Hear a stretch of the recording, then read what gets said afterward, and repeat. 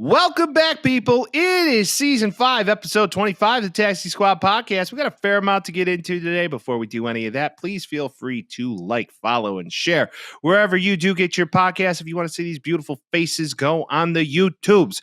We got strange and unusual topics today. We have some college baseball, college World Series talk. We talk about a little golf. We get into some NFL free agency talk, some MLB Wheel of Death, NBA Finals, and NHL Finals. It's the Taxi Squad podcast. Come on, everybody, celebrate. The Taxi Squad is here today. So lose the blues, kick back and relax for now. They talk about sports and stupid stuff. They're probably wrong and it might get rough. So welcome back. It's the Taxi Squad. Yeah. Vince. What's up, dude? Why are you wearing your hat like a cholo? That's not what I was going for. Why are you doing? Like, what's happening, Holmes? I call this you. I call this girl at the gym. You ever see that? Yeah. You ever see that? Girls at the gym wear their hats at like their eyebrows. Real low. And I don't understand their faces. Is that why? I always wondered why. I'm like, this has to be like impeding on your visual capabilities. You gotta see the push. I'm a hat guy. I'm a hat guy at the gym, but I wear it normally like this, you know? You can still see the eyebrow. Well, like something about this where it's like, don't mind me. Like, it's weird. They don't want you to know who they are. Fair enough. Honestly, good, because there's some freaks. There's your at pickup the gym, line, dude. by the way. Your pickup line, by the way. Dude, I have a hard and fast rule. I won't hit on anybody at the gym or at their place of work. That is 100% a rule. Hey. So, hey, I see you in here a lot. Could I see your face? Listen, man, visually, Excuse me. At the gym, I am not even in the top 70% of the dudes at the gym as far as being ripped out of my gourds, dude. I know. And then also, I don't hit on girls at the gym or at their place of employment. Those are two hard and fast rules. Well, I guess if it's one of those situations that if you're there and the girl that you may have a little gym crush on is there, and you're there at the same time, like week after week after week after week after week. Yeah. And then you just kind of so happen to make eye contact 2-3 times one time, you know, it may be applicable to be like, hey, ma, what's up? I'm not afraid to have a conversation. I will totally have a conversation. If you're going to be like, hey, and I'm be like, hey, like, that's cool. But I'm not going to be like, yo, saw you lifting that weight over there, and it was like mad impressive. Like, no. What's your Instagram? Yo, so like, give me your Snapchat. What's your thought process on protein consumption before 8 o'clock? Because I've been doing a lot of reading. No. I don't know if that's right because I shit a brick in the morning, and I don't know if that's necessarily healthy. What's your thought on? Excuse me. What's your thought on seed oils? You've been out of the game for a while, if that's your pickup line. So I've been shitting crazy in the morning. Hey, what do you think girls don't poop, Vince? And also, you think girls don't poop? No, but I also don't think they don't appreciate when someone's like, "Hey, I've been shitting crazy in the morning. Can I get your Instagram? We can talk about it later."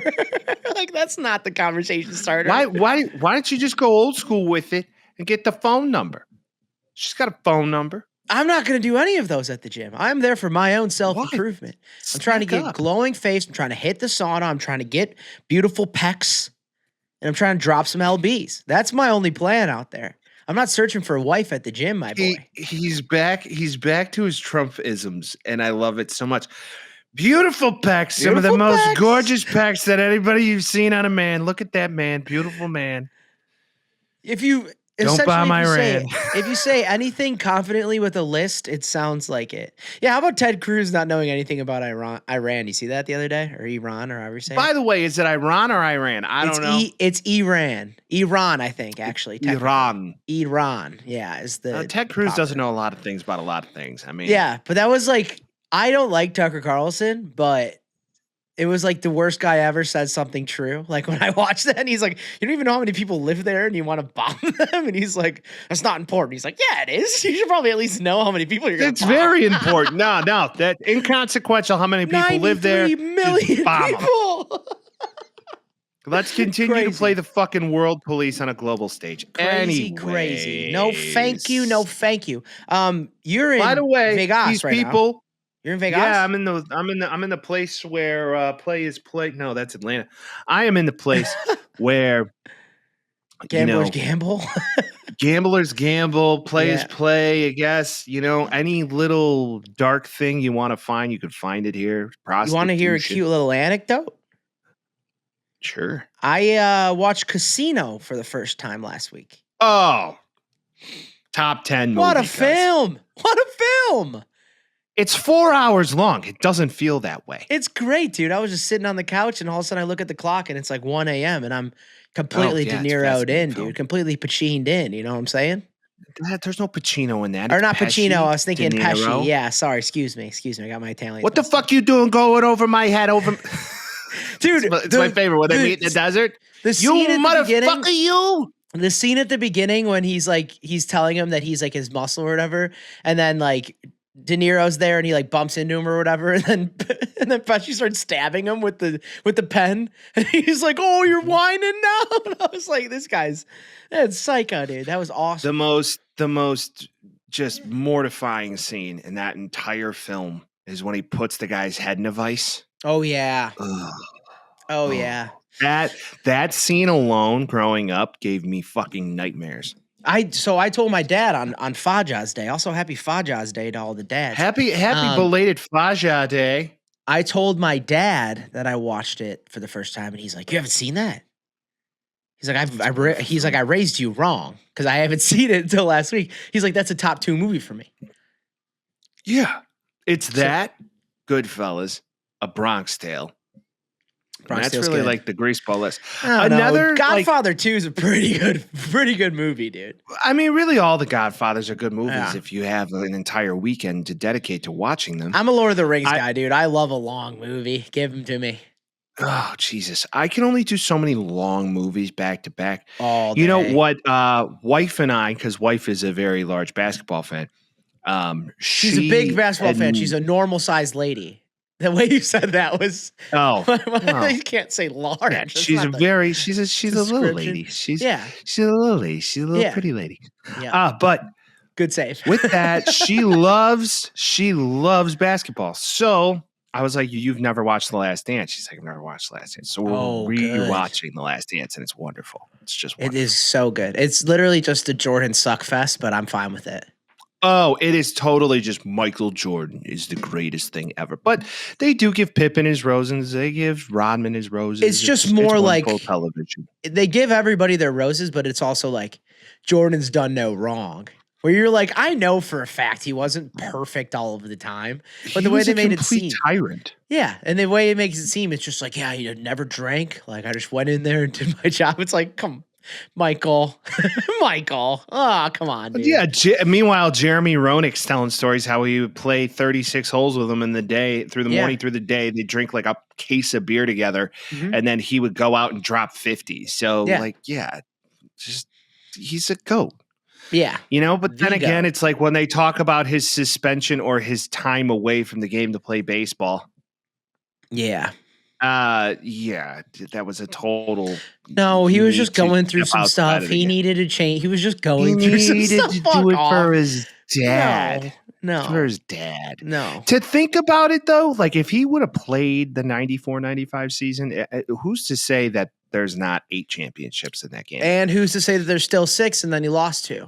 That's the big thing. Sure. A lot of people say that, and you're like, I don't know. Because also, like, that was the height of, like, the Olajuwon. Because they never played the Rockets in the finals. They never played the Rockets in the finals. They didn't. So Kareem and the Rockets were really good. Dominique Hakeem. Yeah, Jabbar was retired at that point. Yeah, correct. So it's one of those things where you make a valid point because the Knicks were really good at that time, but we kept beating them, and then the Pistons and the Bad Boys and all that. But it's very interesting. Pippen couldn't get out of his own way. Jerry also, they underpaid the tits out of him when he was young. Well, and dumb. Jerry had his very typical ruthless owner way. Like, after I pay you, don't fucking come back to me. And Krause, he told Scotty verbatim, once you sign this deal, don't come back to me.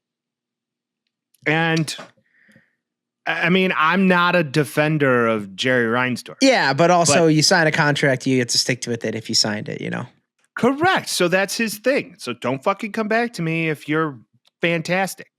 And I think that's why Jordan helped him get all the promotion deals with Nike and the Pippins and the Pippin Airs and all that to get more money out of it. And that's why he was doing, Mr. Submarine commercials in the 80s. Oh, love those ones. There's all of that. And then the Rodman story is very interesting. And then Phil Jackson. He seems like a pretty normal dude. Rodman? Dennis? Yeah, what did he do? Go to Vegas, have sex with Carmen Electra, completely ditch practice? What? God, Carmen Electra.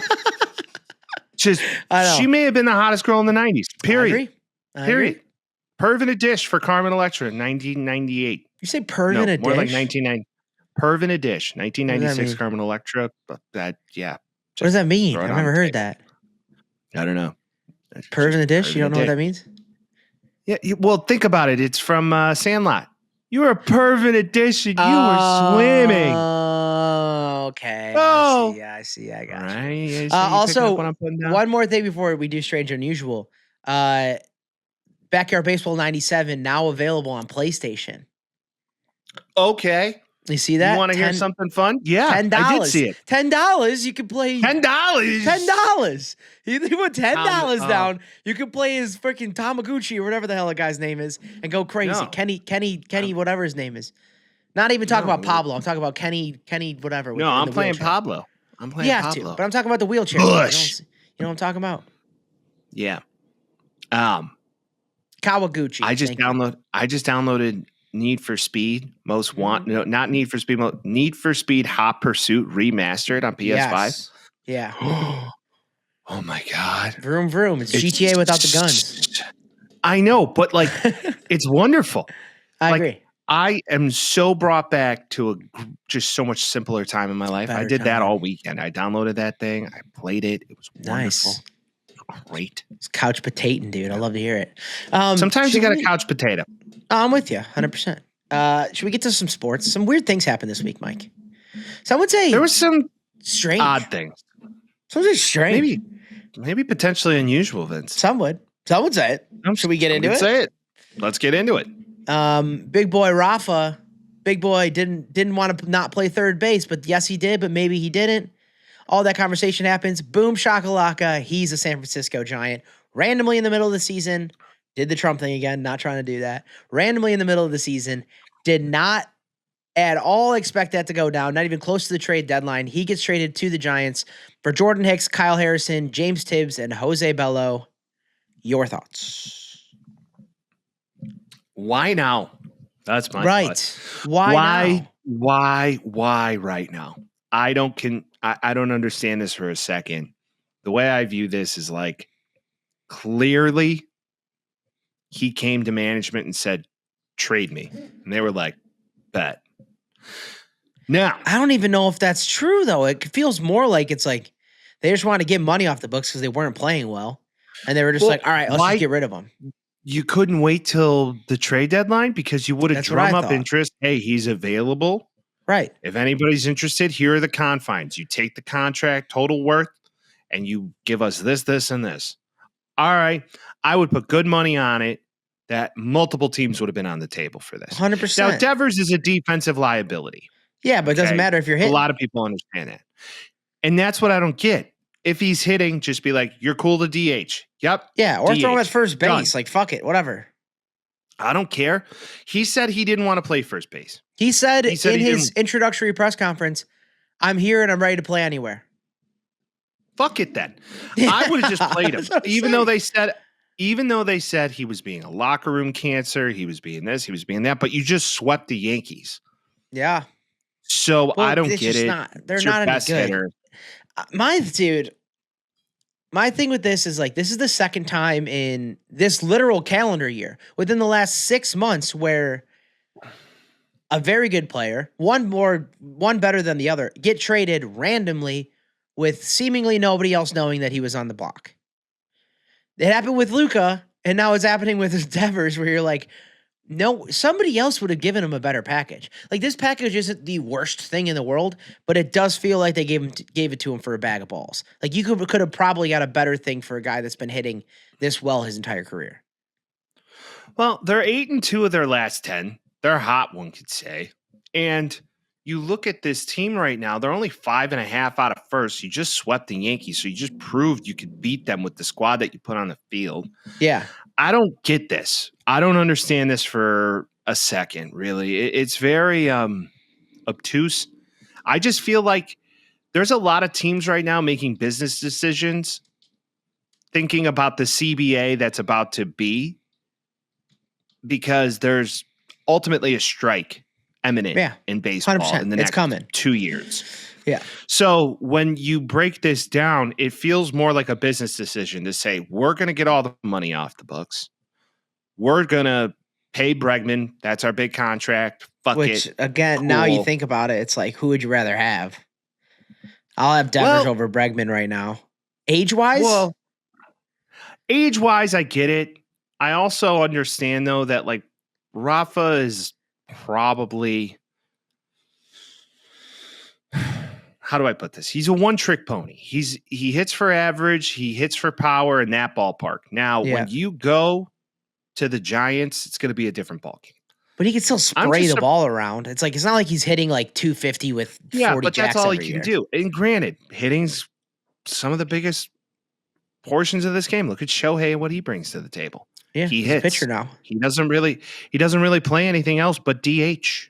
So I mean, he pitched yesterday. Yeah, and he's fucking amazing. Yeah, he's amazing. He's the best. He's the best player. He's the best player in the MLB, maybe ever. Baseball. Period. Yeah. That's still that conversation. But outside of that, it's like, yeah, they paid Bregman, and Bregman's old. It's going to be less than Devers, obviously, but still, it's just like, really, guys. Like, it's just clear that the Red Sox are like, this iteration isn't going to work. And also, this is the second time that an overweight third baseman for the Red Sox ends up on the Giants. Name the first one. Pablo Sandoval. Yeah. Wow, what a plug. Pablo. But for the Giants, you look at this. This is late. They were like, yeah, we'll take the contract. This 100%. Is maybe the best hitter the Giants have had overall since Barry Bonds. And that's not an exaggeration. Devers? Yes. Okay, that's rough. That's a tough call. I mean, they have the best catcher we've seen in the last 20 years. Buster Posey won two. He won two. Not MVPs. Saying he's not the best. He's a better catcher. hitter than Rafael Devers. No, he's not. Yes, he is. Yes, he is. No, he's not. How do you what think is that? What is Buster Posey's career average? Buster Posey career hit 302.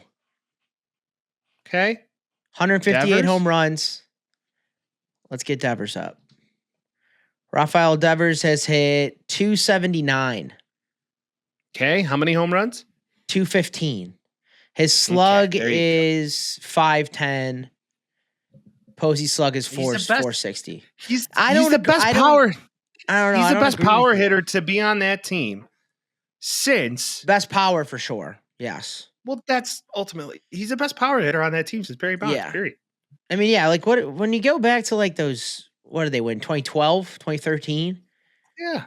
Like they were winning on, smack the ball around baseball, I feel like. And a lot of baseball like that today still exists in small ball, whatever you want to call it. Not a lot of games are won on just home runs alone. I mean, Posey had 24 right now in the Central. Okay, 24 home runs, but Devers is hitting 30 average. I mean, that's what he's doing. And he's an absolute, especially the second half of the season when you start to get into July, August, September, he rakes. Yeah. I saw him completely dismantle the fucking Yankees last year in the Bronx, and he went like 3 for 4. He's a monster. Home run. He was a triple away from the cycle. He can't in that game I went to. It was the 7th inning. They were winning 9-2. Yeah. Garrett Cole is probably the happiest human being on the planet right now that Devers is out of his division. For sure. Well, probably not Garrett the injury, Cole, Garrett Cole, his kryptonite, Rafael Devers. Yeah, no doubt. He's what, top 3, maybe top 2 hitter in that division outside of Judge. Like, yeah. Just a quick respect thing for Buster Posey.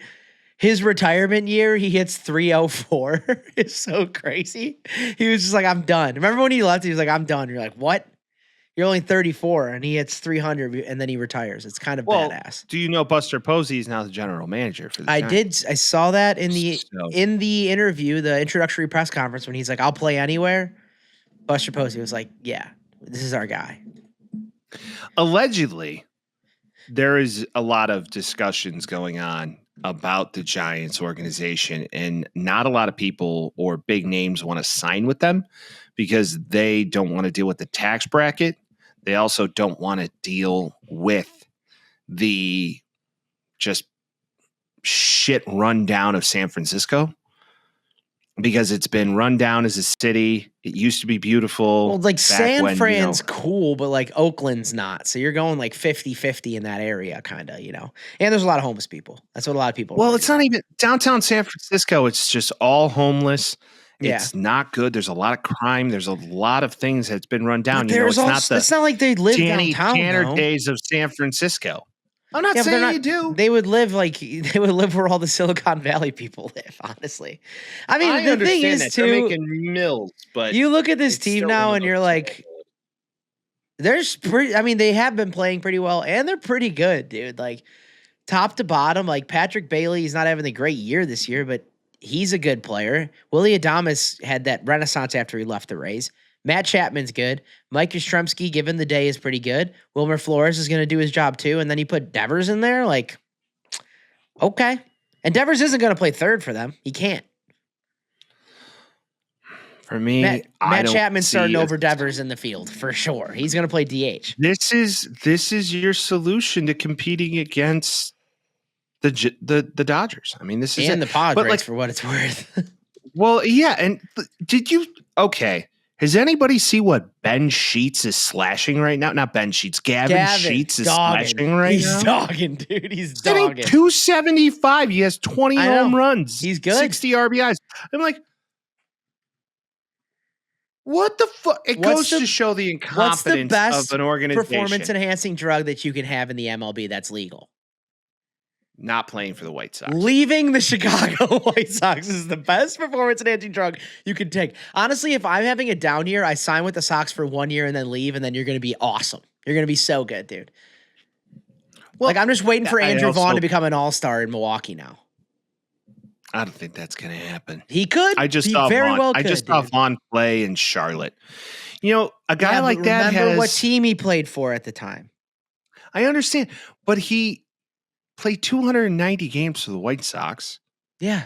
One could say his best years were under La Russa, which is just an anomaly. I mean, how many? Played? Gavin Sheets played. What is that? 430 or something like that. I'm just saying in general, like Gavin Sheets played 400 some odd games with the Sox, hit 215 or something like that. 10 home runs every year. He's already got 12 this year, hitting 268 with the Padres. It might just be like go somewhere where they have good hitting coaches and people that'll actually patch you up when you're injured and make you stretch, like shit like that.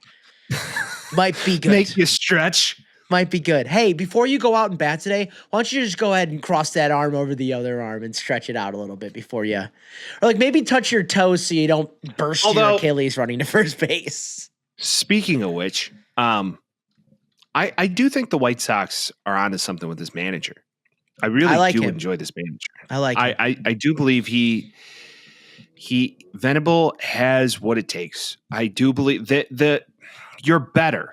And I know that's a slippery slope, but you're better than you were last year, and they're competing. Yeah. They're not losing by 6 runs anymore. They're losing by 1.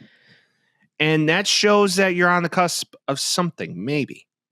I agree. Maybe. I think they're on their way up rather than down still or plateaued. I don't think it's going to be amazing, but they're not like the worst thing I've ever seen, which is pretty cool. I think I'm pretty chill with the White Sox being not the worst team ever, which is cool. We got the Pope. Also, Rocky 7-7. 7-7 in the last 14 games. Hey, where are you going? Look at him go. Where are you going? I mean, hey, I look at the Rockies. I look at the White Sox. I'm like, you know what? At least we're not the Rockies. Kindred spirits. We're kindred spirits, dude.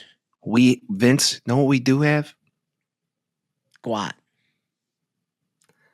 We got the Pope. Okay, that's true. The Pope came out and made a formal announcement with a fucking White Sox hat on. Donning a Sox hat. I forgot. Somebody gave it to him, and he's like, "I'm gonna get in trouble for this one," and then popped it on. I'm like, "Yeah, dude!" And then he posted a tweet where it was like, "There's something to learn about like triumph and like learning how to lose and stuff." And it was just like, and sports gives that to us. And it was posted not even like 45 minutes after the Sox lost in like a heartbreaker, like 2 runs in the ninth or something like that. I'm like, the Pope was watching the game there. I think he was pretty much watching the game there. Pope is saying a couple novenas for the White Sox. I think in the next couple of years, you're going to see something. Yeah. We'll see.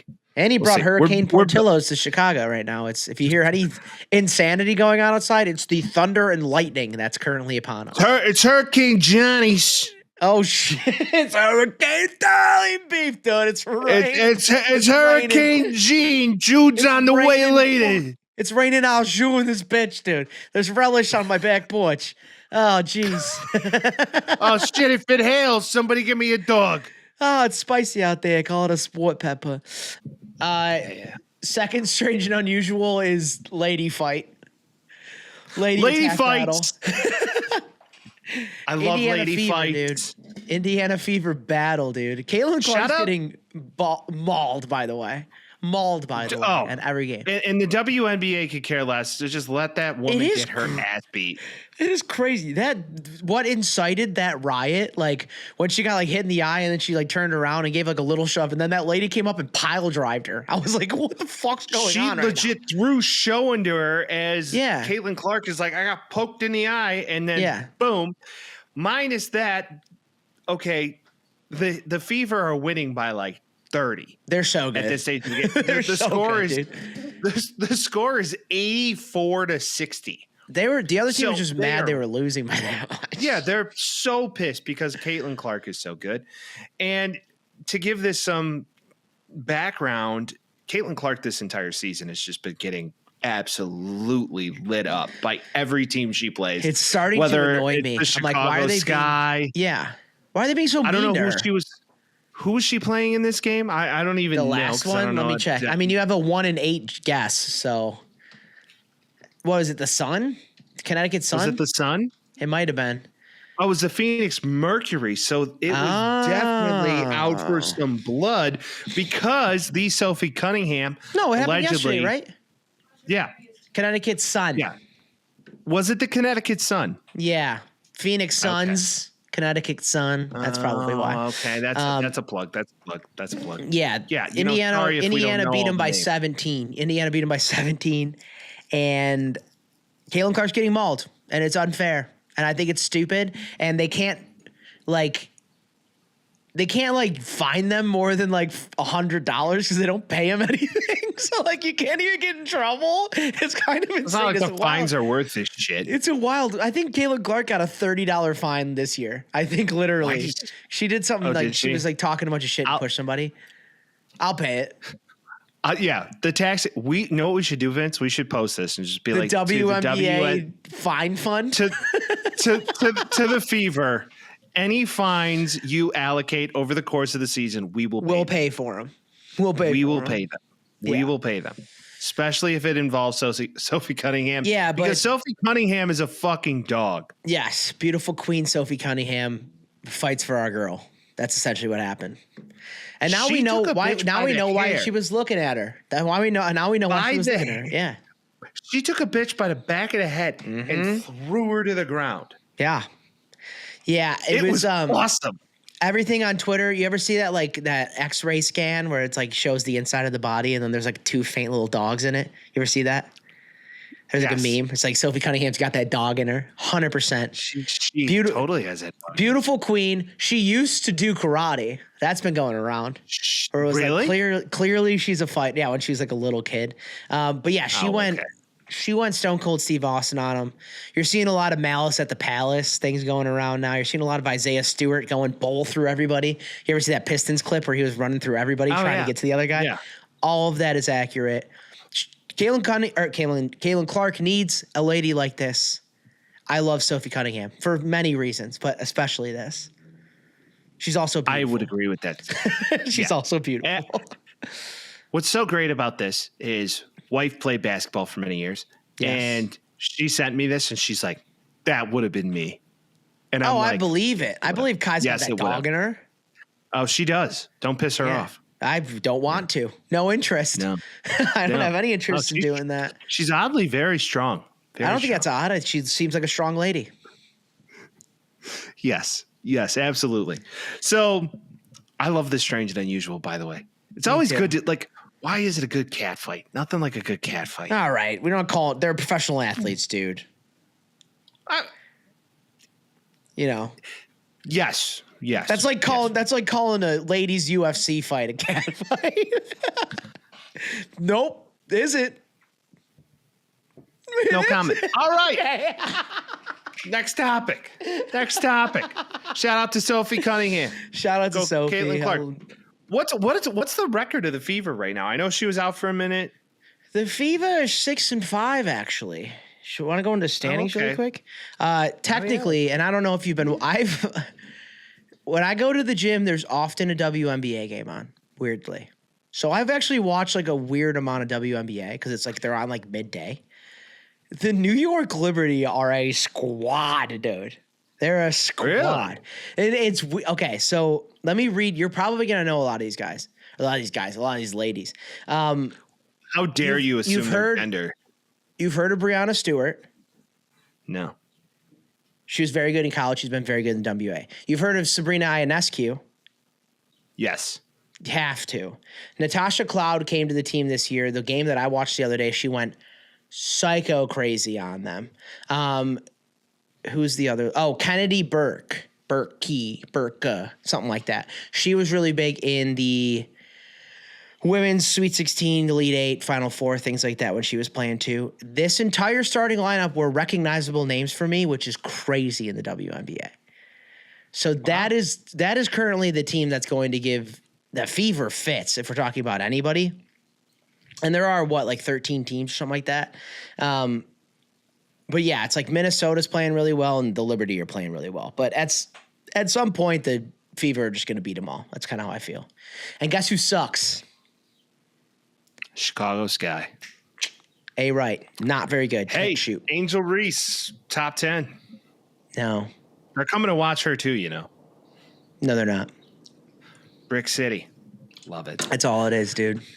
I would like to remind the people of the world that if you like our conversation here, go ahead and follow and subscribe. Dude, and if you want to get in on the conversation here, why don't you go ahead and call 312-725-2107. I will say it again, 312-725-2107. Leave us a voicemail. We will listen and react on the pod. So check it out. Please do it. Mwah. All right. So, in case you're living under a rock, there was a U.S. Open going on in Pennsylvania.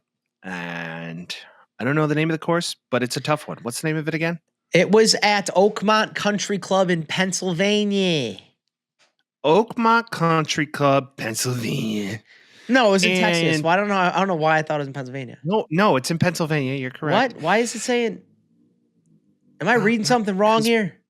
No, Vince. It was definitely in Pennsylvania. I thought it was too. That's like some consider it the most difficult course. Google fucked up. Oh, Google. If you go on Google and you click the course link, it gives you the Corinth, Texas one instead of the Oakmont, PA one.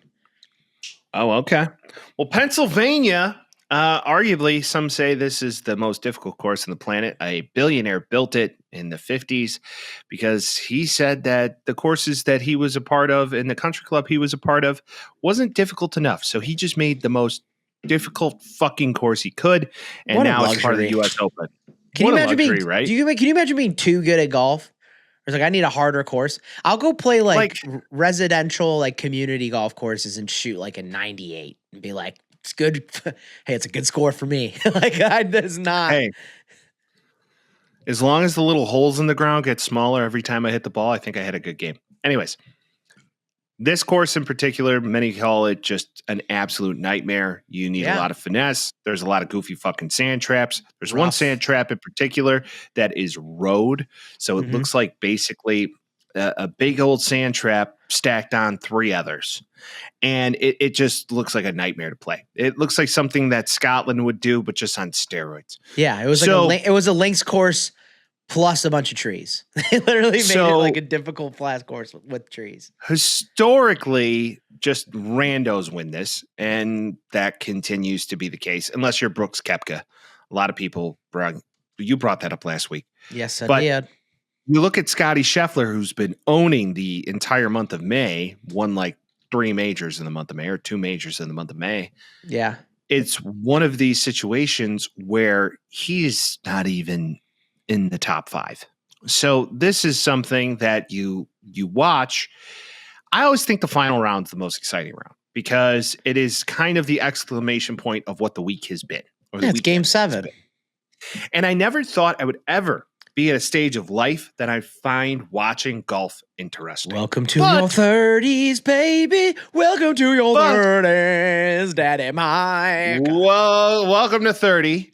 And this is a part of the game. You start watching golf.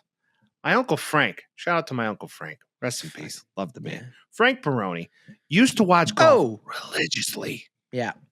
And I never understood. I'd be like, Uncle Frank, why do you watch golf? I'd be like, you understand one day, Michael, you got to understand this is the most difficult game you can watch. The most difficult game you can play. These guys are amazing. And I'm like, that's right. Yeah, whatever. Baseball's cool.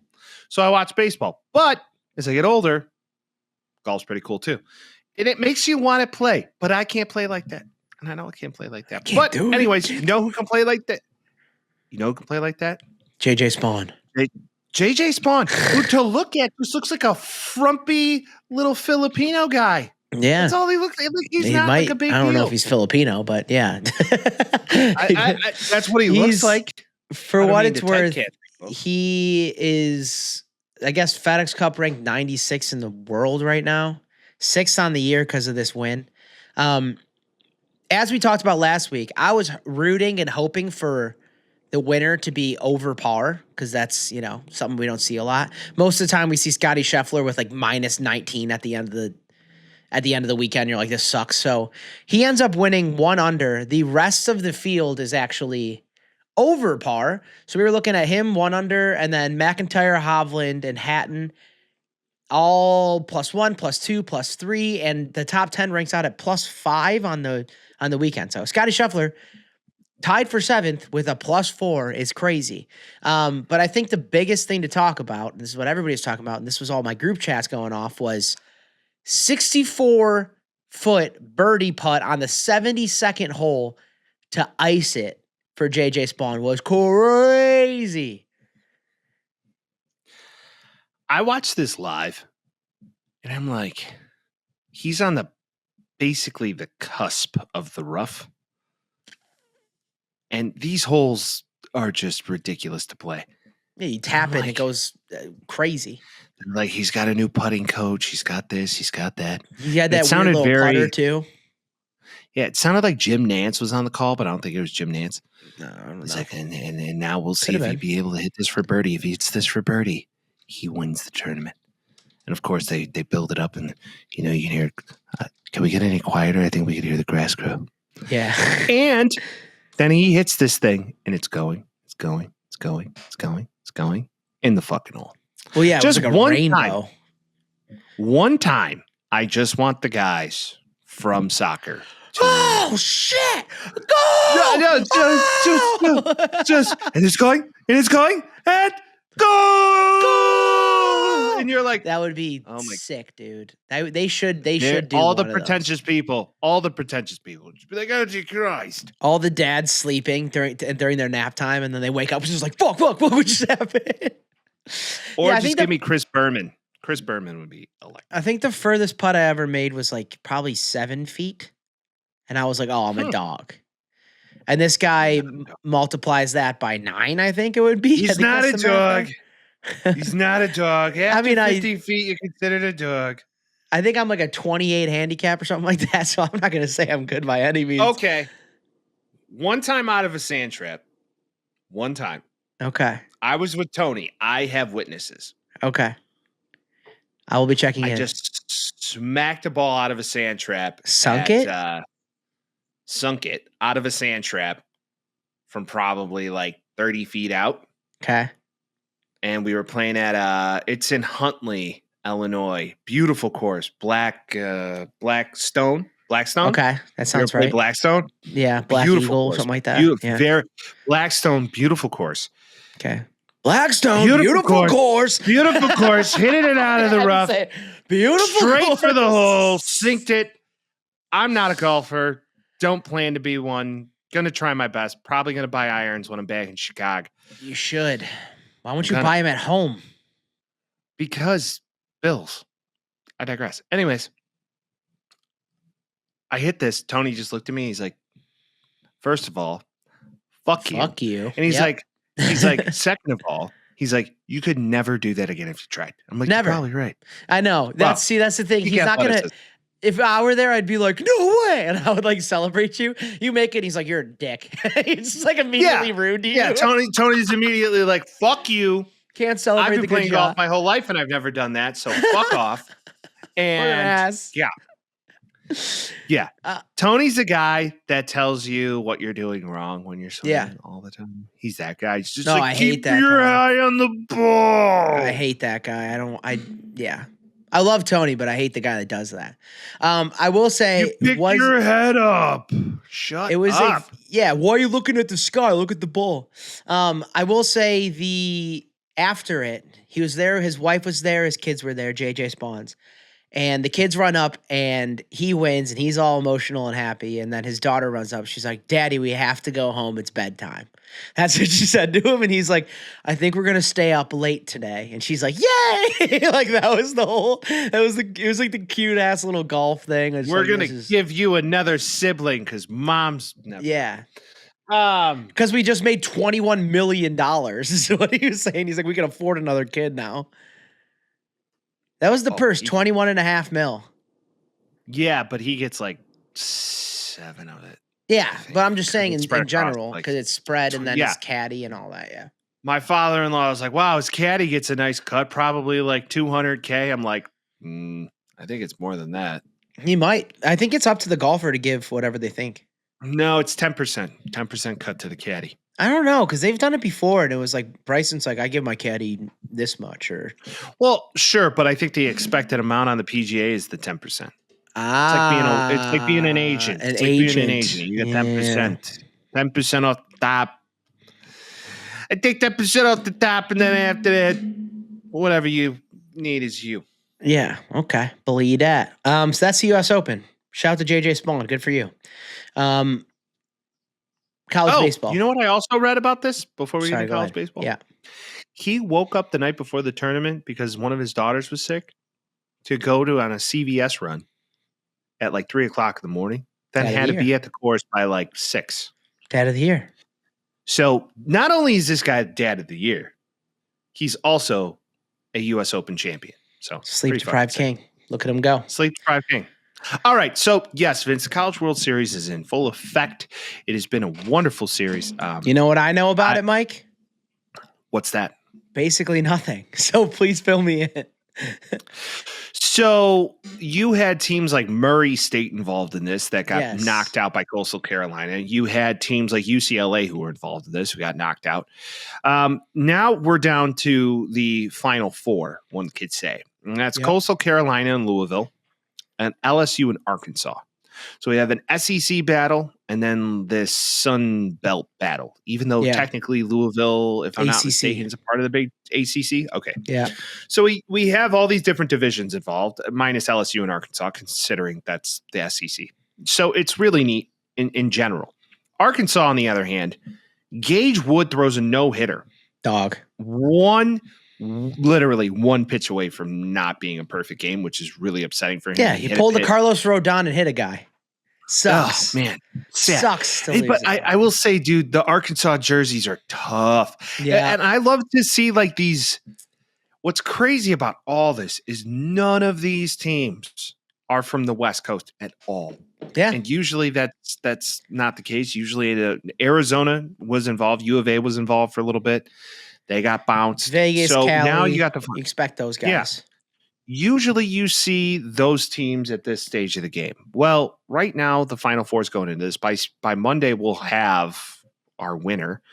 If I had to throw a dart, Coastal Carolina won, I think, they look 10 good, years ago. dude. I think it was 11 years ago. I think that was 2014 or 2015. Now you got Louisville probably in the dance for the first time in a long time.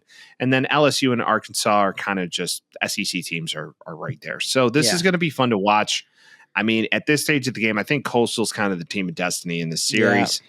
And then not only that, LSU is probably going to reign supreme because they've been there before. But I would love to see Arkansas. They've been there with Skeens, though. King Skeens, and whoever that other pitcher was, I forgot his name. Speaking of Skeens. Do you think he gets traded this year? Do you think he gets traded this year? I don't think this year. Because he still has a couple more years before arbitration, right? Yeah. Yeah, I think they're gonna keep him. They're gonna keep him to sell tickets. God, playing for the Pirates is just gonna be like the worst thing ever. Playing for the Pirates is to be like playing for the White Sox. That's all it is. All right, what do you think happens first?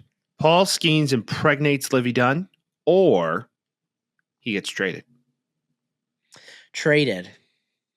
He needs to get. Yeah? He seems to be a man that he's going to get married first. Also, like every time I see them get interviewed together, it kind of seems like he's not really that into it. Well, she's always like dropping like super sexual innuendos in every conversation they have. She's like, he loves my personality. Yeah. And then he's like, yeah. He's like, he like does not care, dude. Which by all means. He's also a hoss, like, dude. You see his high school hitting tape? No. That was going around. Dude rakes. Dude just rakes. Unbelievable. Just why isn't he hitting then? That doesn't make any fucking sense. Because I think he's just pitching. He came into college, I think, as a hitter majority. And they moved him to pitching because he was just big enough. Yeah. I mean, then again, I'd love to hit. So it's like, if I had the opportunity to hit, I'm going to hit. But if they're like, hey, here's millions of dollars to only pitch, you're probably going to only pitch. Fair statement.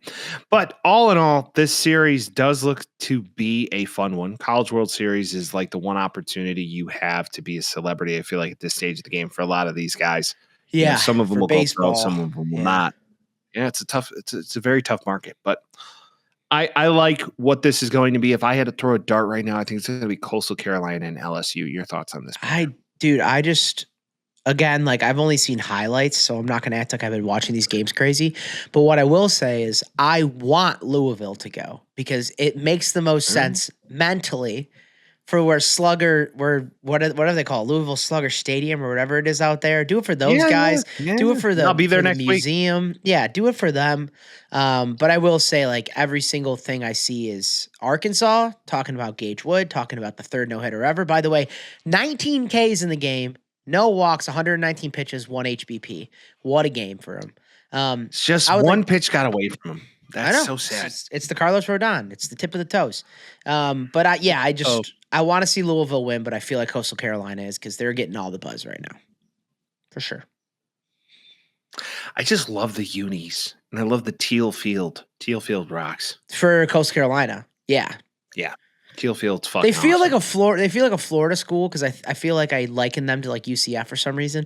They're not. But something about it feels like not. Well, there's a lot of really cool baseball schools.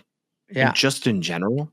So if you look at like Florida Gulf Coast where Chris Sale played baseball, that is literally a beach school, Coastal Carolina beach school. Like if you are listening to this and you have children, maybe push them to go to a beach school. Well, that just reminds me of Kenny Powers, baby. I just think of Eastbound and Down when he's on the beach all the time with his kid. Yeah, I only think one of us. Never mind. All right, let's talk about baseball. All right, we already were, but I don't know what we do around here, Mike. We do something called the wheel. We do something called the Wheel of Teams, and you've taken upon yourself the Wheel of Death. Vince. You've taken it upon yourself. It never was. That was never even the agreed upon name. You just baseball Wheel of Death. It's not. Why we're not? We haven't killed one. The past 2 weeks has been the Wheel of Death. One team we've killed. Now two. Why? Now two. Who? Now two. Who's the other one? Okay. Last week was the fucking Marlins. What do we got? Yeah, this but they week, were Vince? already bad. And last week was the Royals. Oh, yeah. That's 2 weeks ago. Before that was the Marlins. Yeah. Anyway, let's spin the goddamn wheel of teams. Sir. The wheel of death. Here we go. And we're spinning and we're spinning and we get the Baltimore Orioles. Try the birds. One good thing about this is we can't kill the Orioles because they've already killed themselves, Mike. They're dead. They're dead. They're dead. It's actually a shame. I've said this a couple times this year, but they're doing what the White Sox did. Put together an amazing team. They're not willing to pay anybody for anything, and they're not developing the players the way that they should. They should be so much better than they are. Jackson Holiday, Adley Rutschman, what's the other guy? Gunnar Henderson. Or we can Gunnar Henderson. We can go up and down this entire roster. That's what pisses me off. Is like they're all good. It's just not working out. And then like they did that big thing for Corbin Burns last year. That didn't work out for them. It's just kind of like they can't do anything. They need Cal Ripken back. Like I don't know what to tell you. I don't understand. They were about to win this division I know a year ago. I can't put my finger on it. I really don't understand what has happened in between that time. Not saying I watch a ton of Oriole baseball, but just knowing the amount of young talent you have, clearly you're not developing it accordingly. And right now, I mean, you're 11 games out of first place. There's really no end in sight. You're 31-41. You're on the opposite end of the 500 They shouldn't have a losing record right now. They should not. No shot. There should that's crazy. No way you have a losing record at this stage of the game. But I digress. I really do feel like they need a new manager on this team. And maybe in time. You know the manager's name? What's his name? Tony Massolino, dude. Well, Massolino is spending too much time with the Vaselino because I will say this. Dude, they did fire their manager. They fired their manager this year already. Well, clearly he's not interim. Doing too much. He's interim. Well, then to me, you got to go out after this year and maybe bring in TLR because TLR will get you one playoff appearance. This young and then team after that, you don't know. After that, you have zero clue. But TLR this young will get team you one needs playoff. is Lou Piniella. You need to bring it. Is Lou still alive? I don't know. I think Lou's dead. I don't know. I wouldn't be surprised either way. Let's check. He's 81, and he's actually that's the perfect age for a team like the White Sox to hire somebody. So bring him in. It's time for Lou. Yeah. I look at this team. I don't know. I just don't know what's a bigger fall from grace. Over the past 2 years, they were competing in the AL East. Yeah. And then seemingly in the second half. They were in the playoffs last year, dude. What's a bigger fall from grace? Who? This team or the 2021 White Sox? Oh, this team. They're more talented than that White Sox team was. Adley Rutschman's a dog. He will always be a dog. He's just not hitting well this year. You had Tim Anderson, Yohan Makata, Eloy Jimenez, wasn't the number one overall pick. Gavin Sheets wasn't even expected to be that good. Luis Robert was. Moncada was. Kopech was. Abreu was good. Like, we had a lot of that stuff, but, like, Rutschman was the first overall pick. Jackson Holiday, first overall pick, I believe, as well. Both of them were number one prospect rankings. Gunnar Henderson was a top 10 pick. Heston Jersad's supposed to be a dog. Cedric Mullins went crazy for, like, 3 years. He became an all-star. And seemingly none of them can hit. Their best hitter right now is Gunnar Henderson at 277. Everybody else is under 250. Like, there's no... Jordan Westberg's supposed to be good. Like, that's the thing. They have so many guys. Kobe Mayo's supposed to be good. Is it a pitching problem or is it a run production problem? Well, tell me how many of these guys you know. Zach Eflin, you know, I assume. Charlie Morton, you know. Then we got Cade Popovich, Tomoyuki Sugano, and Dean Kremer. Yeah. Not a lot of guys I know. All of them are over 4 except for Sugano. And Felix Bautista still got a 2.92, so he's playing all right as their closer. But again, they got Corbin Burns last year. That didn't work out too well. Like, there's like a lot of... They have guys that are supposed to be good, and they're not good. And it's the most frustrating thing. If you're an Orioles fan, I understand completely. Because you're looking at guys that are supposed to be playing well, and something's going on that they're not playing well. And the worst thing that's going to happen is they're going to get rid of some of them, and they're going to play really well somewhere else. Because just like the Rockies and just like the White Sox, the Orioles don't invest in their teams. They just don't do that. Well, you have a young core right now where you have time. That's the good thing. The window isn't never that big, though. It's never that big. Well, you have 3 of the best players under 30. Oh, yeah. On the same roster, 2 of which, or all 3 of which, share the same infield. All right, so now we can odds and ends this thing out to saying, what are the pieces we need? Is it pitching? Is it bullpen? Is it an outfield? What do you need? Do you need something that is not currently in the script? They need a veteran. That's what they need. They need a glue guy. They need a glue guy. They need a glue guy. I don't know if they have a data analytics department, unlike the White Sox. I haven't dug that far into. I think the White Sox were literally the only team that didn't. But also, there's levels to that, dude. You can either have a data analytics guy or have a department or a lab working on it. There's levels to that. I just feel like more than anything, they're not making adjustments. Yeah, something's got to adjust. And the oldest guy on their team is 31 right now. It's Ryan O'Hearn. I would look at this and I would get the hot manager in there. I would get somebody there who can really turn this team around. I'd also bring in a veteran who knows what he's doing. If you had, remind me of the Tigers manager. I can't think of his name right now at all. AJ Hinch.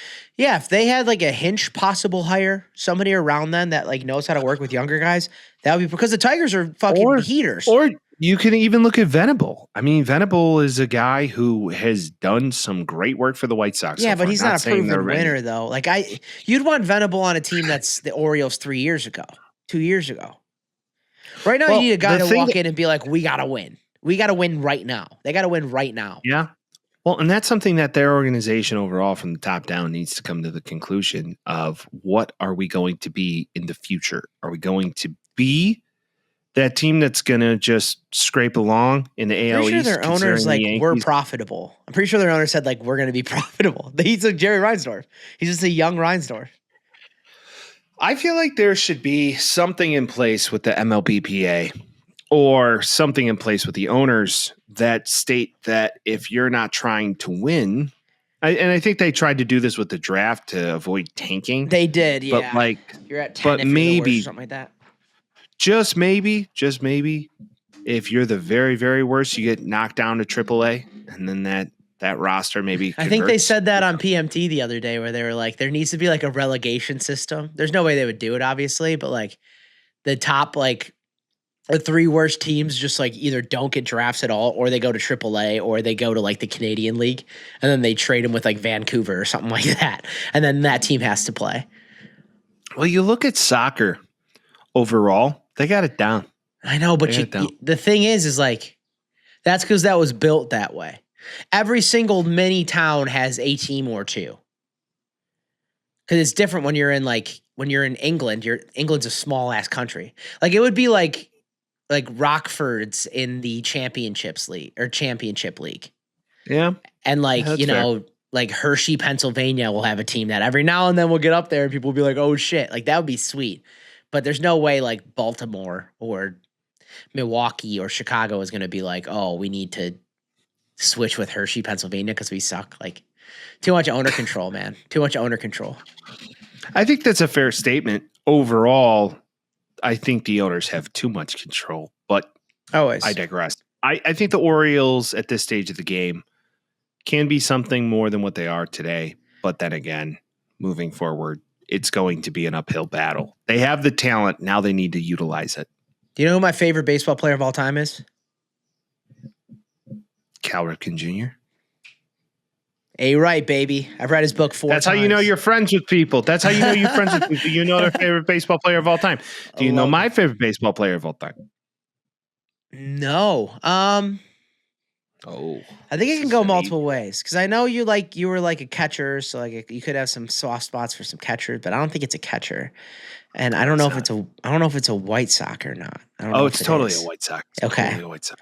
And then my brain goes early 2000s. Earlier into the early 2000s, but okay, yes. So we're in the Ordonez mid 90s, early 2000s. It's very apparent. boy likes. Was he the star of the team? Yes. Is it Frank? It's Frank. Oh, I thought you were gonna pull a Ray Durham out of your ass or something like that. No, I'm not gonna pull Ray Durham. Of course it's Frank. Okay, good. Frank Thomas was my hero growing up. So some would argue, given the couple shortened seasons in the 90s and stuff like that, he would have even better numbers, and he would be considered an even better player of all time. Like, he's clearly the best White Sox of all time. Everybody else can King go of solo home runs. King of solo home runs. Won a ring begrudgingly against Kenny Williams because Kenny Williams wanted to get rid of him. Which was dumb. And if he had any good teams with him, and if, what was it, the 93 or 95, 93 strike happened when they were like, well, it was 94. 94, there you go. They were going to win the World Series in 94. I think they were too. So. Yeah, but the owners got greedy, and then that fucking ruined baseball. And then after one thing led to another, the White Sox were really never the same. Then they went on their run in the early 2000s into the mid 2000s, and then we won one in 2005, and that was about it. Shout out Jermaine Dye. But this is an Orioles thing, and also the Orioles won back then too because of Cal Ripken Jr., and they haven't been that good since, except for that Chris Davis year when he hit like 60 bombs. That was fun. Chris Davis got paid and then fell off. Oh, yeah. That was depressing as shit.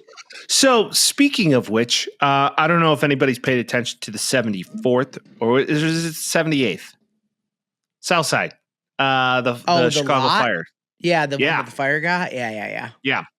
So if you're living under a rock, you would know the Chicago Fire decided to put up $600 million of their own money instead of making the city pay for it. What a concept. To purchase land to build a 24,000-seat soccer stadium.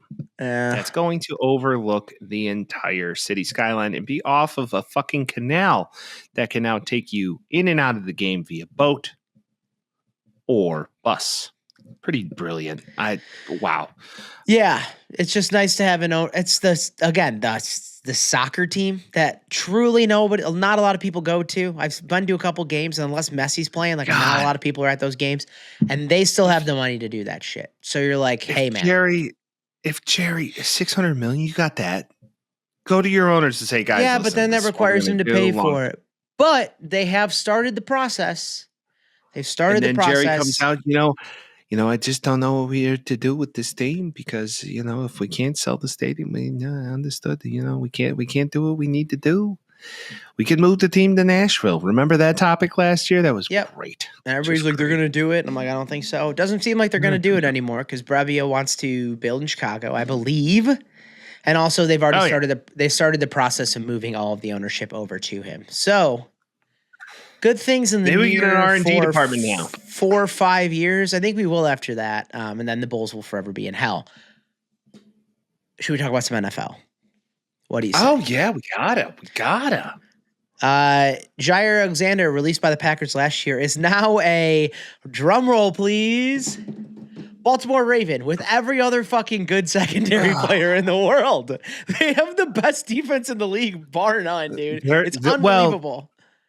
This is a brilliant pickup. Genius. Because they're the only team that it makes the most sense. That secondary is stacked. They did this top to bottom. They did this a couple of years ago. Who was the guy from the Rams who was a dog? And then they brought him in. I forget his name. Jalen Ramsey? No, it wasn't Jalen Ramsey. It was another one. Peters. Oh, yeah. Marcus Peters. Yeah. Marcus Peters, very similar concept to this, was hurt a lot with the Rams, shut down corner, went to the Ravens, renaissance. So you look at Jair Alexander, I think he's going to do something great. And then you look at Marlon Humphrey and Kyle Hamilton, Malachi Starks, just a monster coming out of college this year. Like this defense, if you read it up and down, is crazy, dude. Like I know Kyle Van Noy's getting older and all that shit, but like just those four together and Roquan, Kyle Van Noy, Trenton Simpson, Nate Wiggins, like all those guys are dogs. Like that's a terrifying team to go against. And they're still gonna lose in the AFC Championship. Like that's the problem. Is this the team that's gonna beat the Chiefs or the Bills?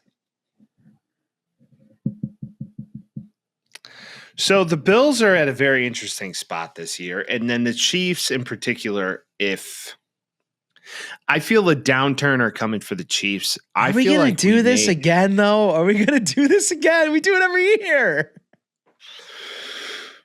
How many times, though? How many times is it going to be the AFC Championship game of the same team? They just lost Joe Jeudy. They just lost a lot. So there's a lot of things here that could change. Josh Allen just got stacked on offense. I mean, we'll see. All in all, I would love to see an AFC Championship game that is the Ravens and Bills because that would be really fun. So, remember how they lost last time? How? It was the Mark Andrews drop right in front of the end zone. Well, that was the division game. That's what I was saying, and that was heartbreaking. So, because by all means, they should have won that. And that's what makes me sad is like these are losses that weren't necessarily on who's a better team. Yeah, it was you have to make the play at the time. I understand, but playing, I think home field advantage is going to be so big in this because playing in Baltimore in the middle of January or December and then playing in Buffalo where it snows, it's ass off. You're near Niagara Falls. By the way, that's a part of New York State, upstate New York. Upstate New York might as well be a different country, by the way. Oh, it's a beautiful place. A beautiful place might as well be fucking Canada. Yeah. You're 100%. Closer to Greenland than you are Chicago, by the way. So there you have it. All the way up there? It's crazy. For sure. Yeah, you're up there. It's just, I don't see the Bills getting worse because last year was their down year and they got better this year already. Like the Chiefs, you just assume are always going to be decent. Like you can't bet against them until they prove that they can be bet against. So yeah, they're making moves here, but did they make enough moves? Like, Chiefs do not make the Super Bowl again this year. They do not. Write it in stone. They're not making the Super Bowl this year. It's just hard for me to take. It's a Josh year. Yeah. He just married fine shit Haley Steinfeld. Beautiful. Okay? Greetings and salutations, fine shits. You ever see that kid? Right. Yeah. Greetings and salutations, fine shits. You just married another fine shit, and Josh Allen has an absolute fucking cannon of an arm and beautiful hair. So they didn't make any changes on their offense though. Right. Goes to show you. Unless Henry Ruggs comes out of jail anytime soon. 2026, I think, is the way to do it. Let's talk about that. See what I did there? Henry Ruggs, the Chid. Special release from prison on the third. He's three times. There's been three of them. Henry Ruggs, the Chid. There's been three of them guys. He was on special release from prison. He spoke at Hope for Prisoners event in Vegas, apologized to the family, talked about how, obviously it was life-altering and he was an NFL player, and then he went to jail for 4 years. He's up for parole in 2026. Whether or not it happens, like everybody always says he's up for parole, he's going to get out. It's like, I don't know. We'll end up seeing. He did kill a lady and her dog. But he wants to come back, which I get. He looks like he's in shape. He's probably rattled to shit for being in jail for 4 years, which might be a good thing. He's like in not maximum security prison. So he's because I don't think he's like an allowing imminent him to train. They're allowing him to do what he needs to do. He's not like an imminent threat, like a serial killer or anything. No, it was it's not like JJ. a single time. Yeah, exactly. It was like he's not Ray Lewis. It was more malpractice. Yeah. Hey, he's not Ray Lewis. He went to jail in general because that. But Ray Lewis. Did he do it? Have you seen John Mulaney's bit on that, by the way? Did he do it? Did he do it, Mike? Did Ray Lewis do it, Mike? I could say he maybe did it. Did he do it, dude? He was outside. I never stabbed anybody. Actually, dude, if there was a team where Henry Ruggs would go, it would absolutely be the Ravens. Honestly, this is a great plug. Yes, I agree with that statement. Reclamation Project, Ray Rice, Ray Lewis, Henry Ruggs III. Why? Because Harbaugh has the infrastructure there to get you right. He's there. Either that or you look at like a team like the Chiefs that could bring you in and get you right. But then again, Baltimore, there's not a lot to do in Baltimore. What are you going to do in Maryland? Nothing illegal happens there. You ever seen The Wire? Come on. Mike, what the fuck? You've never seen The Wire? I don't. Like, that's the thing too. Is like I don't necessarily think he's like a bad guy. I think he made bad decisions. So we'll see what happens. But yeah, again, it's like if he can come back, he will. This isn't exactly like the Vic thing, but he looks like he's in shape, so it's possible. Well, I'm rooting for it. I'm a big second chance guy. He's 26 years old. He'll come out of prison at the end of this year. You hope, next year. You hope he can. Next year, so you hope that he can get his opportunity to get back on the field. Maybe he plays in the XFL, proves it. Could. Who knows, right? That could be a play. Isn't it the USFL now or no? Or did they switch it? Oh yeah, whatever it is. USFL, XFL. It's not really extreme. What I will tell you is I don't football that's goofy. Watch it. We tried for a little bit, did not work. Didn't do anything for me. Absolutely nothing. Yeah, like I can't get into it. I've been to multiple. You went to a Battle Hawks game. We went to a Battle Hawks fun. Game. That was fun. Yeah, it was fun. So, but if I'm like, hey, it's Tuesday in June, you trying to pop on that Houston Roughnecks game? No.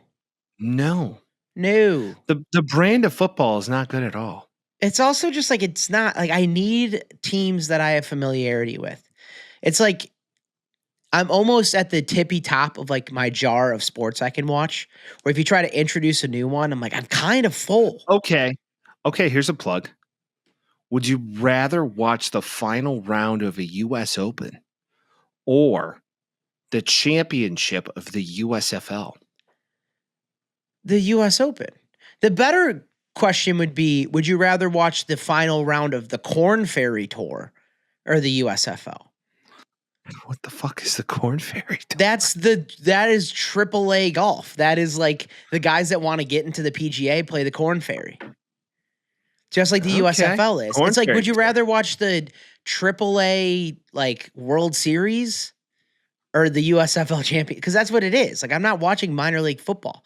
It's like, would you rather watch the G League championship or the XFL or the USFL? I mean, Vince, we've been to a G League game and we had a great time. But would you ever watch a Windy City Bulls game, dude?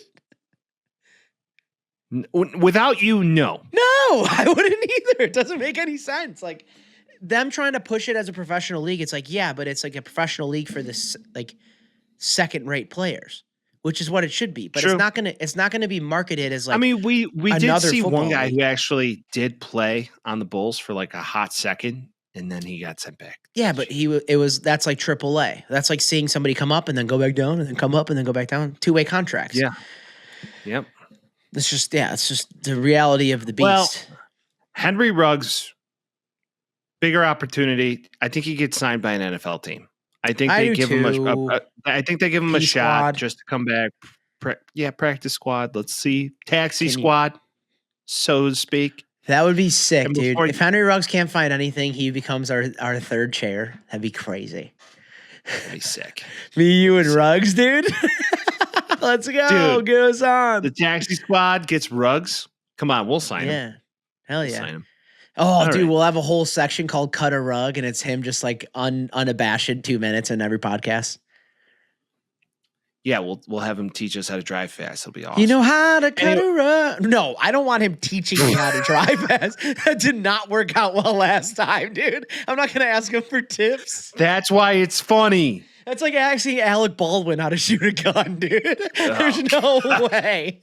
There's no way. It's like asking OJ how to put on gloves. Yeah, you can keep going on this one for a long time. Yeah, for sure. No, I'm all good on the driving lessons from Henry. Wait, who's the catcher who played for the White Sox, Rockies, and Reese McGuire? He's on the Cubs now. It's like asking Reese McGuire how to rub one off. You know? No, I'm good. I'm good.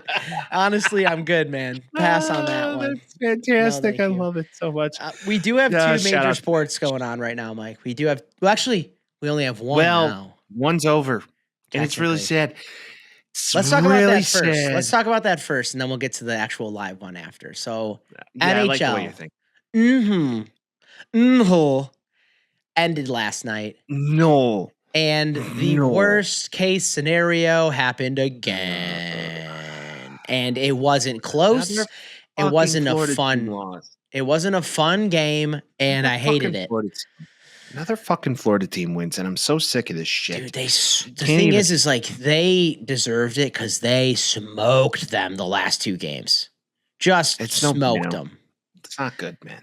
I just feel bad for McDavid because, like, I don't know. I just don't know when he's going to have his opportunity to get back. I don't know when Canada will, dude. The entire country of Canada. Since 1993 is the last time they won a cup in Canada. Canada just bunch can't of them go back. Vancouver's went. Edmonton 3 times. All this shit. And you're looking at a team that they really competed for 3 games. They only won 2 of them, and now it's a 4-2. End of the 6th. Florida's having a blast. Former Chicago Blackhawk, Seth Jones wins a cup. And you're just like, all right, cool. That's fine. Whatever. Congratulations, Florida.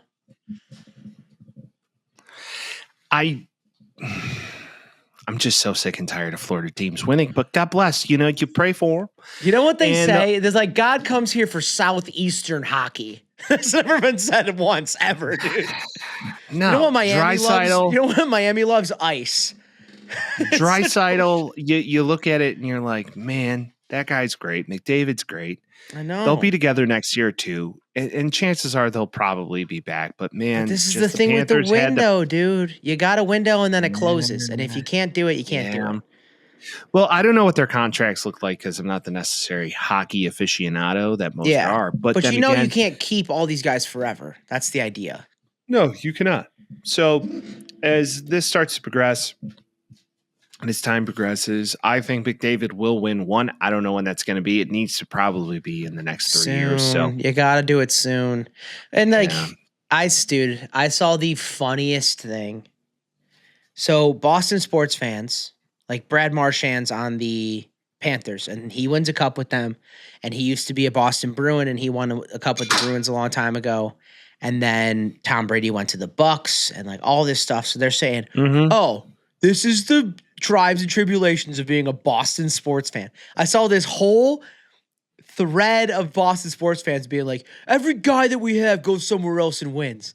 And I'm just reading it like, the Patriots won you 6. The Celtics have you 2. And I'm talking about the last 25 if I hear another, I saw that. I'm like, dude, yeah, your guys could go somewhere else and win. It's not like they didn't win with you. Like they already, Tom Brady won you 6 and you're mad that he won with the Bucks. That's fucking psycho. That is psycho. If I have to hear one more fucking word about the Boston just collective losing, I am going to lose it. Can't do literally in every word.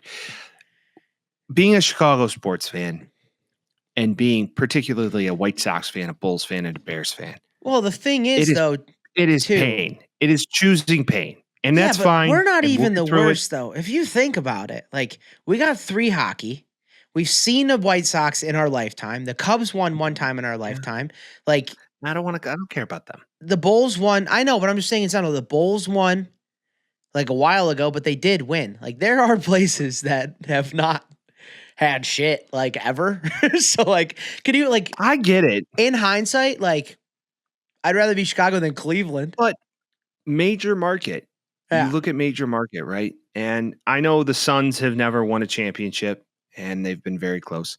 D-backs one time in 25 years. D-backs one time in 25 years. But then again, if you look at the history of like the White Sox and the Cubs, Coyotes. And all of it, there's one championship there in centuries. I agree. I'm just saying we're not necessarily like, because we often say it like Chicago sports fandom's horrible. It isn't the worst. No, we're not the worst. Could you imagine being a Mets and Jets fan? Like that'd suck. Mets, Jets, Knicks. That'd suck. That would suck a lot. That's not good. It's not good. And they're in New York. They should be winning too. Yeah. So like. Well, then again, I mean, the Giants did win 2 Super Bowls, dude. I know, but the Giants did win 2 Super Bowls in the early 2000s. Yeah, and the Yankees won a shit ton. But I'm talking about like, if you're on the Mets, Jets side. Majority of most New York fans, though, 100% Yankee fans. Yeah. Just like, again, Boston, no room. Like, don't cry that you don't have a guy you've won with every one of your teams in your lifetime. Like, and a lot. Celtics, Red Sox. Twice. Yeah, Red Sox, what, 3? Yeah. They got 4, 7, and 18. In the past 25 years. Yeah. Yeah, whatever. Boo-hoo, boo-hoo. Boo frickety hoo-hoo. Okay, let's talk so about now that. Miami's going crazy for hockey again.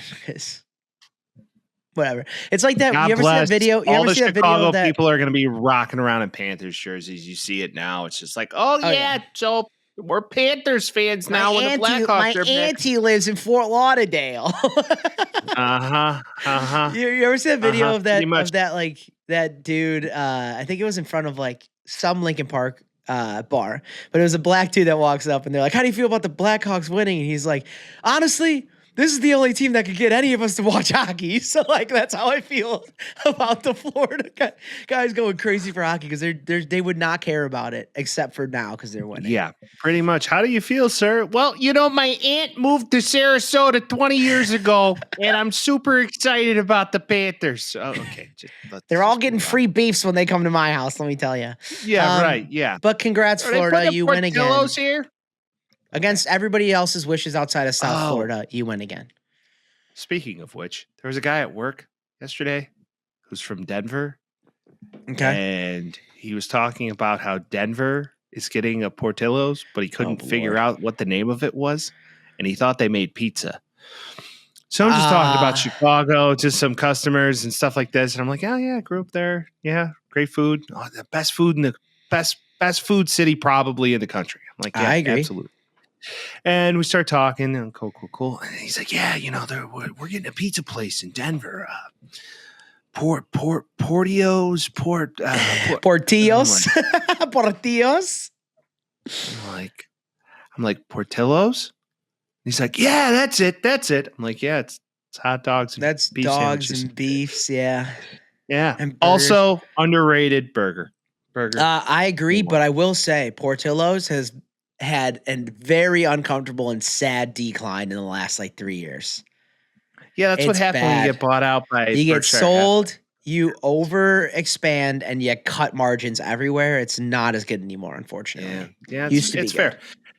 Bring back the fucking Italians. All right. I just want to get the chicken sandwich on a croissant like I did as a boy, and now I can't do that anymore because they got rid of the fucking croissant, dude. Get over yourself, Portillo's. I hate you. Who gets a chicken sandwich? You ever had it? It used to be the grilled one. No, the fried one. It used to be fucking elite, dude. Go to Chick-fil-A. Just go to Chick-fil-A. Portillo's was better. It used to be better. It used to be the best thing ever. I would get a hot dog every time. My brother's like, you got to get the chicken sandwich on a croissant. I did it one time. I'm never ordering anything else. Don't give me the shake. You never tried it. All right, Vince. When I come back, my opinion. Try it. I'm a fucking fat boy, dude. I need you to agree with me. You're like, you need to know that my flavors. Episode after episode has gone like this. It's looking skinnier. Yeah, I'm soon to be a reformed fat boy, but I'm still in fat boy face, so I will take. Hey, you'll always. Regardless of how much weight you lose in the mirror, fat boy. Always gonna be fat boy. Body dysmorphia, real facts. Thing. Anyways, America's #1 body dysmorphia podcast. Not far off. But fun fact: do you know that the only Portillo's in the U.S. that you can get a tamale to this day is in Chicagoland? Really? You cannot get a tamale in any other Portillo's unless you're in Chicago. Can you? Which one? Which Chicago one? Any location in the state of Illinois. I didn't know you could get tamales. You can get tamales? What the fuck? What, you been living under a rock? It's a beef and hot. You're getting mad at me for a chicken sandwich and you're out there getting tamales? It's a beef and hot dog place. Dude, shut up. 2 hot dogs, tamale. That's a meal. It sounds You're great. Done. I'm not anti it. I'm just saying. It's fantastic. I'm trying to go to Barnelli's Pasta Bowl, dude. Get the you're not going to get the 9 million calorie Cobb salad. That's what I'm trying to get. Yeah, the Cobb salad. It's horrible for you. It's so bad. 1,000 calories, but it's delightful. Yeah, just get a hot dog, and you're actually in a calorie deficit still instead of the Cobb salad. Allegedly that a hot dog, after eating a hot dog, takes off 30 minutes of your life. Allegedly. Yeah, that's horseshit. There's no real science behind it. Who came to this calculation? You can't. You'd have to do years. If that's the case, Kobayashi should be fucking dead. Joey Chestnut should be dead too. That's That's the thing too. They probably look at it and they're like, if you eat this percentage of sodium and this much cholesterol this many times in your life, then this is the conversion. And then they broke it down. I think it's bullshit. Go for a run after you're fine. Oh, excuse me. That would imagine a very hot, humid Chicago afternoon. And you eat like a dog with everything. Hey, bud, you get a Chicago dog. You get a beef, and then you sit in the sauna and you sweat it out. It's like 87 degrees out, and you go take a jog, you're vomiting half a mile in. It's like the Gatorade commercial, except it's coming out, which is like au jus. It's just brown coming out of your pores instead of the blue and red. Oh, God. Ew, dude. That's gross. Sick. All right. Mba. All right. Basketball. Mba. NBA. The boys have taken over. There is They wanted to give it away. There's a decent chance that the connected call that you and I made, Thunder and 6, still happens tonight, Thursday night. Yes. Tonight's the night. Yeah. It's going to be a very interesting predicament what we're going to see with this game. I'm very curious. So as we look at this, going into game 6, the Thunder are up 3-2. Mm-hmm. If you look at game 5, they went back to OKC after a game 4 that OKC is down going into the fourth quarter by like 10 points. They come back, win the game by 4 points, which was fascinating. SGA just went off. But what's so cool about this team is that I don't know if they're stars or player, whatever you want to call them, but they are really stepping up because last game it wasn't SGA. Jalen. Being the step up. It was Jalen Williams. And dog. Just absolute dog. 30 points. Nothing that he's done this Didn't entire he have 40? series. I thought he had 40. Yeah, 46 and 4 for Jalen Williams. Dear God. He was granted, dude, I think he was like a top 10 pick. Let me check to be sure. Like he was. I understand he was a top 10 pick. He was supposed to. You weren't anticipating this production. You were not anticipating. 100%. Why can't I? You were not 12. Anticipating this. He's 12. Not anticipating this production from the 12th pick in the draft. Not that way. Okay. But also they're well coached. They are deep.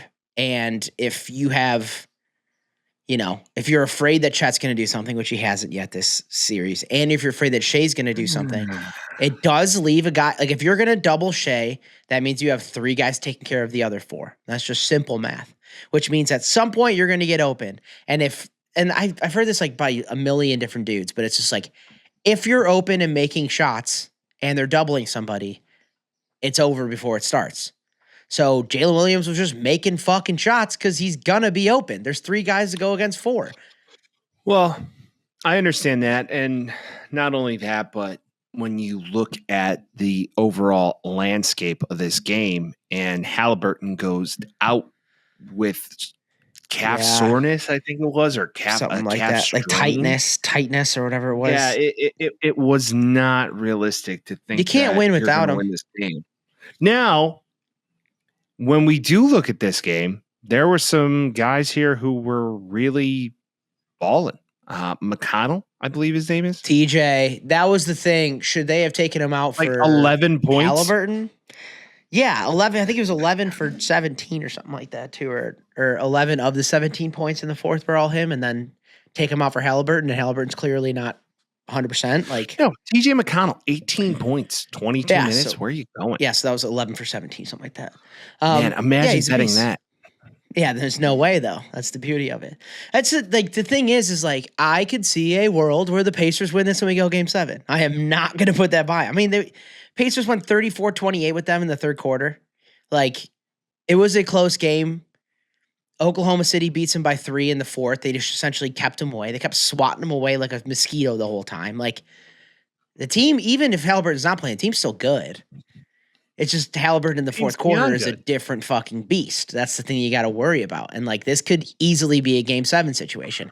And honestly, as a sports fan and not really caring who wins this, I hope it goes 7. I would love a game 7 on Sunday. I would love OKC to close it out. Then again, But you're rooting for them actively. Like you got familial ties to OKC. Like I don't have anything. Familial ties. Beyond that, familial. Give me ties. Game 7, baby. Take it.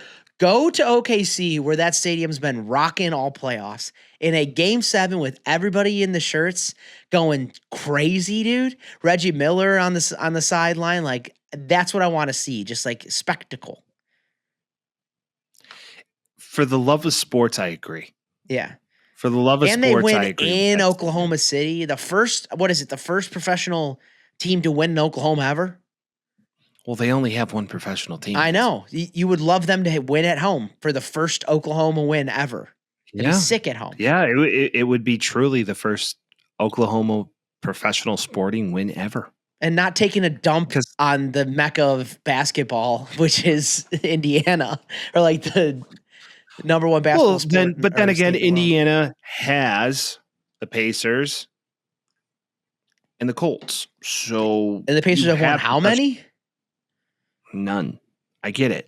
And the Colts have won a national champion. They've won a championship. They've won a Super Bowl. Doesn't matter. They've still done it. Well, one in the modern era, that is. Well, if you still look at it like, Johnny Unitas. But then again, this whole situation is one of Indiana is a very small market. OKC is in theory a very small market. It is. It's a bridge state. These cities aren't really cities, but like Indianapolis. They're quasi towns. Indy's a city. Is it? Have you been to Oklahoma City?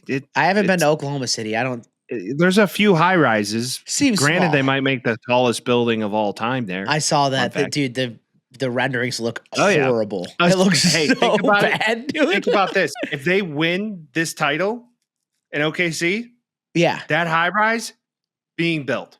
I don't think. It seems like it's probably not possible. Don't you need some other buildings around there to stop it from moving? No. So much wind, dude. The Dust Bowl happens, that building's getting snapped in half, dude. I mean, there's a lot of tornadoes. Yeah. But then again, that's more so in like Moore and Norman and shit. But I don't think a tornado is going to take that building down. I thought if you were going to build a big building like that, like the bottom has to at least be covered by some other buildings. Well, Vince, 9/11 would. You're telling me New York doesn't have a lot of buildings? No, it has a lot of buildings, but 9/11 would go against your thought process of physics. No, I'm talking about wind. Because those buildings crumbling to the ground based off of two airplanes hitting them. The thing with the Twin Towers is they were next to each other too. This would be a singular Burj Khalifa looking ass thing falling down. I don't know. We'll see. We'll see what happens. Well, if you look at physics and you look at the thought process of how those buildings fell, I don't think a tornado is going to do much damage. I'm just saying. I'm talking more just wind in general. I mean, obviously, I'm not an architect. I'm out here talking sports with my friends. Yeah, I mean, they sway. There's going to be some sway, Yeah. There's going to be a little sway. Hey, sway. So what? What do you got? You ain't got all the answers, sway. Okay. You got OKC tonight, then. I would love to see it end tonight. Okay. If it goes into a Game 7, just because of my prediction, right? Yeah. I predicted OKC in 6. I did too. And that's looking to be the case. Yeah. So tonight, if it ends, we're right. So I'm cool with being right. But as a sports fan, I would love to see this go to Game 7. I'm exactly with you. I think it's going to end tonight, but I hope it ends on Sunday night. Wife is eating a salad in the corner. She is not happy with that answer. This is just for fun, Kai. If it means fun, Kai. Tell her. I just heard breathing. I just heard. Tell her if it means anything. We're usually very wrong. So if it means anything, we're usually very wrong. There you go. Better be done wrong. And done. And that right there is a podcast, my friends. That right there is a podcast. Wrap it up. Wrap it up, dude. In many instances in life, wrap it up. Don't be a fool. Like if you're getting some strange, let's wrap this baby up. You know what I'm saying? Pour some hot sauce in just wrap it up. Follow it, not too closely, but follow it. Like it, share it. You got a family member that might like it. Give them a little hey, how you doing? This is what I do. This is what I like to listen to. Yeah. You got a friend that might be into this. Throw it their way too. And then as always, we'll see you next week. Peace. Talking tales with Mike and Vince. Oh, you know. Jazzy beats while we dispense. Yeah, you know.